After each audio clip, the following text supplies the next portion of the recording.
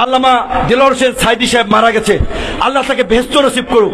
বারবার তার কথা মনে পড়ছে আজকে এই শেখ হাসিনার রেল লাইনের চুক্তি দেখে। তিনি বলেছিলেন কয় বছর আগে, প্রায় 30 বছর না 20-25 বছর আগে বলেছিলেন, আমি দেখতে পাচ্ছি বাংলার আকাশে উত্তর গগনে গাঢ় কালো মেঘ করেছে, এমন গাঢ় কালো অমানিসার মেঘ যদি সক্ষম ভাবে মোকাবেলা করতে না পারো, সুবে সাদিক হওয়া অসম্ভব।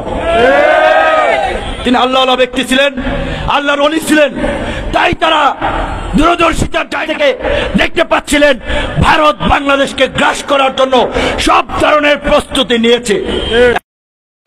আমি দেখতে পাচ্ছি বাংলাদেশের ভাগ্য আকাশে উত্তর গগনে কালো মেঘ জমা হয়েছে, ঝড়ের পূর্বাভাস লক্ষ্য করছি। যদি মোকাবেলা করতে না পারেন সক্ষম ভাবে, এমন অন্ধকার গাঢ় কালো অমাবস্যার রাত আসতে পারে যার সুবে সাদেক হওয়া অসম্ভব। সুতরাং আপনারা কি কাপুরুষের মতো কাফের মুশরিকদের গোলামি করে মরতে চান? বিড়ালের মতো 500 বছর বেঁচে থাকার কোনো লাভ নাই। সিংহের মতো 1 ঘন্টা বাঁচতে চাই।